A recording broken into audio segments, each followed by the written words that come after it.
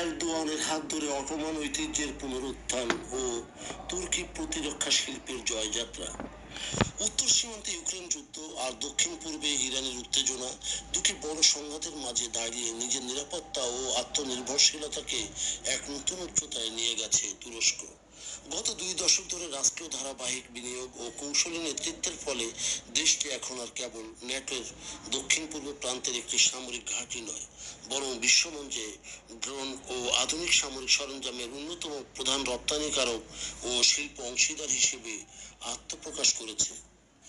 এরদোয়ানের কূটনীতি ও অটোমান ঐতিহ্যের ছোঁয়া বিশ্ব রাজনীতিতে একসময় মালয়েশিয়ার মাহাথির মোহাম্মদ কিংবা লিবিয়ার মুয়াম্মার গাদ্দাফি মুসলিম বিশ্ব ও পশ্চিম আধিপত্যের বিরুদ্ধে উচ্চ কণ্ঠ ছিলেন।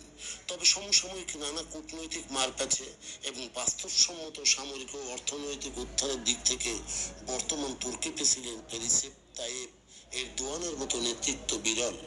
তুরস্কের এই সামরিক ও কূটনৈতিক অভিযাত্রার লক্ষ্য মূলত মধ্যপন্থা অবলম্বনকারী ও ইসলামিক দেশগুলো।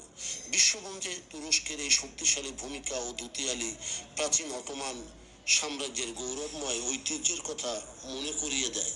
তবে বৃহৎ ভূ রাজনৈতিক সমীকরণে কুর্দিশ জনগোষ্ঠীর অধিকার ও রাজনৈতিক আকাঙ্ক্ষার প্রতি আঙ্কারার এক ধরনের অনীহা ও কঠোর অবস্থান সমানভাবে স্পষ্ট।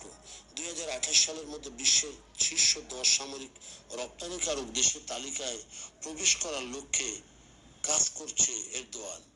রেকর্ড ভাঙা রপ্তানি ও বৈশ্বিক বাজারের সমীকরণ।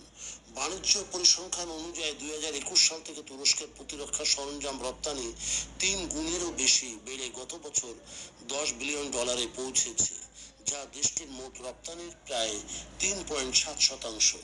2026 সালের প্রথম 5 মাসে এই রপ্তানি 29.5% বৃদ্ধি পেয়ে $3.86 বিলিয়ন দাঁড়িয়েছে। পশ্চিমা অস্ত্র সরবরাহকারীদের দীর্ঘ আমলাতান্ত্রিক প্রক্রিয়া ও উৎপাদন সীমাবদ্ধতার বিপরীতে তুর্কি অস্ত্র ক্রেতাদের কাছে কম খরচ এবং দ্রুত সরবরাহ এবং যুদ্ধক্ষেত্রে অধিক অভিযোজন যোগ্যতার কারণে দারুণ জনপ্রিয়। বর্তমানে বিশ্বব্যাপী ব্যবহৃত সশস্ত্র ড্রোনের প্রায় 65%ই সরবরাহ করে থাকে তুরস্ক।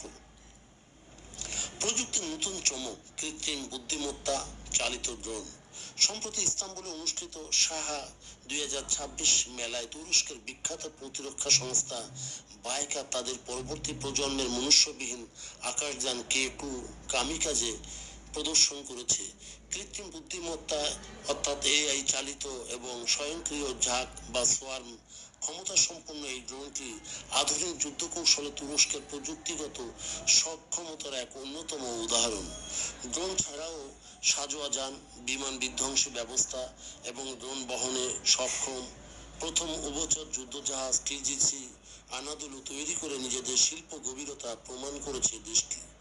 ন্যাটো এবং ইউরোপীয় বাজারে ভূ রাজনৈতিক সুযোগ। আগামী জুলাই অর্থাৎ 2026 জুলাইয়ে আঙ্কারায় অনুষ্ঠিত ন্যাটো শীর্ষ সম্মেলনকে নিজেদের সামরিক সক্ষমতা প্রদর্শনের বড় মঞ্চ হিসেবে দেখছে তুরস্ক। মার্কিন প্রেসিডেন্ট ডোনাল্ড ট্রাম্প এবং ন্যাটো প্রধান মার্ক রুটের উপস্থিতিতে সেখানে যাবৎকালের সবচেয়ে বড় প্রতিরক্ষা শিল্প ফোরাম অনুষ্ঠিত হতে যাচ্ছে। ইউরোপীয় ইউনিয়নভুক্ত না হওয়ায় তুরস্ক কিছু কাঠামোগত বাধার সম্মুখীন হলেও পোল্যান্ড, স্পেন ও রোমানিয়ার মতো দেশের সাথে বড় প্রতিরক্ষা চুক্তি সম্পন্ন করেছে তুর্কি প্রতিষ্ঠানগুলো। মার্কিন যুক্তরাষ্ট্র কর্তৃক ইউরোপ থেকে সেনা প্রত্যাহারের পরিকল্পনায় এই আবহে তুর্কি প্রতিরক্ষামন্ত্রী ইয়াসার গুলের ইউরোপীয় মিত্রদের সতর্ক করে বলেছেন যে তুরস্কের মতো অ-ইউ ন্যাটো সদস্যদের বাদ দিয়ে প্রতিরক্ষা নীতি সাজালে তা ইউরোপেরই ক্ষতি করবে।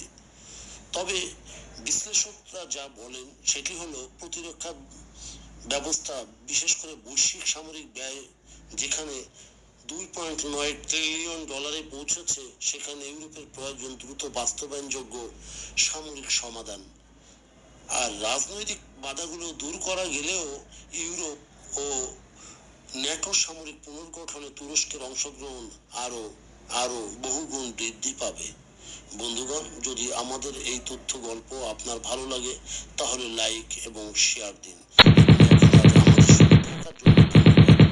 আমাদের ফলো দিন এবং সাবস্ক্রাইব করুন।